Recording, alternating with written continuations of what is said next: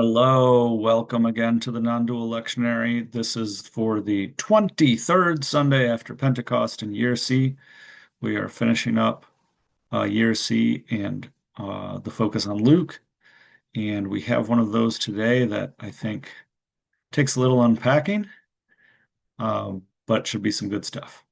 So the lesson is from Luke chapter 21, verses 5 through 19, the destruction of the temple foretold, and then signs and persecutions.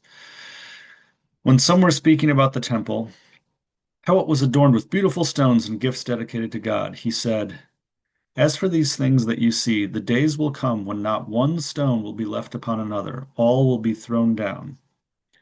They asked him, "Teacher, when will this be? And what will be the sign that this is about to take place?" And he said, "Beware that you are not led astray, for many will come in my name and say, 'I am he, and the time is near. Do not go after them.' When you hear of wars and insurrections, do not be terrified, for these things must take place first, but the end will not follow immediately." Then he said to them, "Nation will rise against nation and kingdom against kingdom. There will be great earthquakes and in various places famines and plagues, and there will be dreadful portents and great signs from heaven. But before all this occurs, they will arrest you and persecute you. They will hand you over to synagogues and prisons, and you will be brought before kings and governors because of my name. This will give you an opportunity to testify. So make up your minds not to prepare your defense in advance, for I will give you words and a wisdom that none of your opponents will be able to withstand or contradict. You will be betrayed even by parents and siblings, by relatives and friends, and they will put some of you to death. You will be hated by all because of my name, but not a hair of your head will perish. By your endurance, you will gain your souls." So we have got one of these apocalyptic stories, and lots has been written about that and a sense of what that can mean from a lot of different perspectives. I just want to focus on a few things. First, at the outset, the days will come down when the temple will all be thrown down. A core, they're just I mean, on the surface level, at least, we can see that basic teaching of impermanence, right?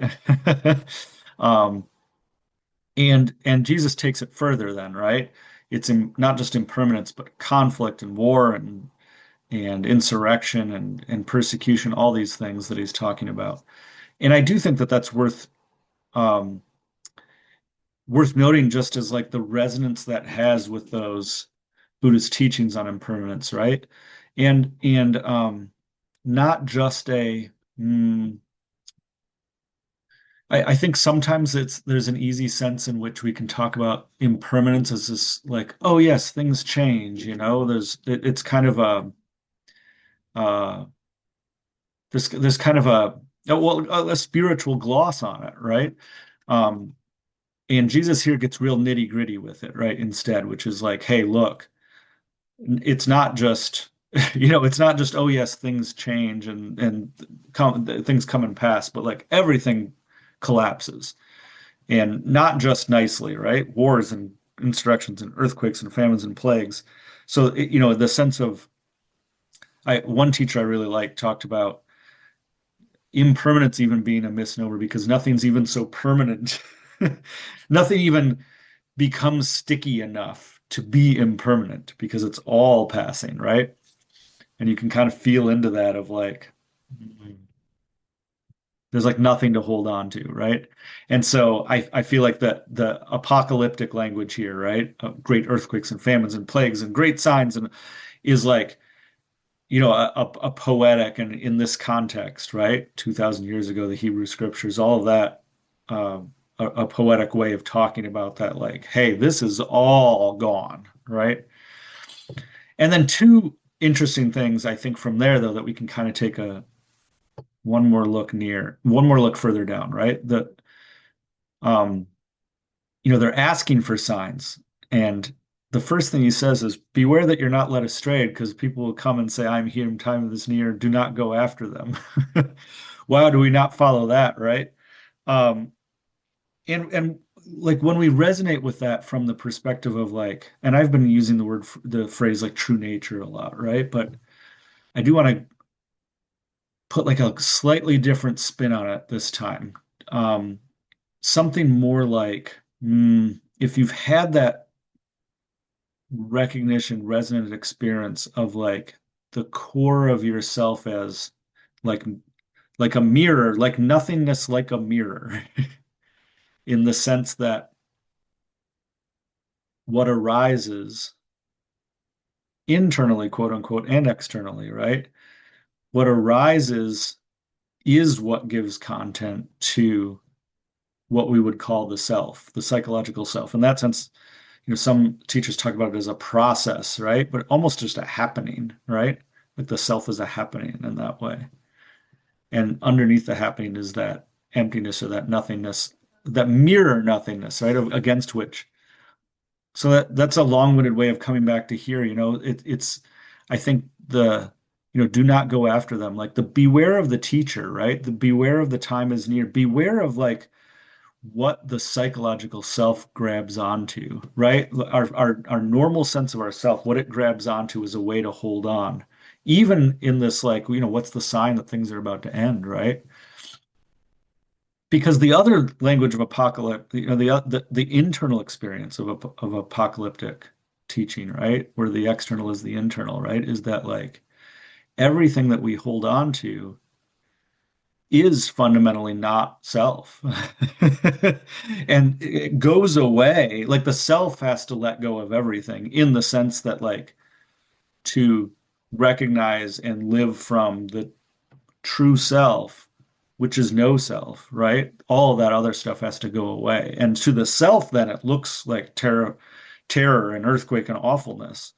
To that mirror emptiness, nothingness self, it's just what is. But that sense of like, hey, don't, be careful about the things the self grabs onto, right? Be careful about teachers who will show up and tell you that they're the ones that will give you something for the self to grab onto or anything else. And then I also think that, that's what Jesus is getting at here when he talks about make up your minds not to prepare your defense in advance, which is beautiful, right?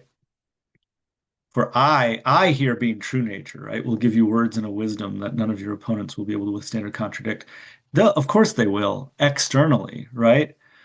But if you don't prepare yourself, right? If you can act from that spontaneous nothingness of happening, yeah, everything will betray the self. Everything will be gone. Everything is gone, right? In that sense. But nothing can touch that because there's nothing to touch. So there, not a hair of your perish, by not a hair of your head will perish by your endurance, you'll gain your soul. So, it's one of those like really complex teachings here that I think only that non-dual recognition, right? And here I'm trying to give it a little more content, and I know that's dangerous, right? But that the non-duality here being like that the true emness, the true I amness is like nothing and only has content through what seems to be object, right? But the subject object is not two because they arise together and there's nothing without the other. Um, but that's what gives, so in that sense, anything that feels like it's a separate self is going to collapse.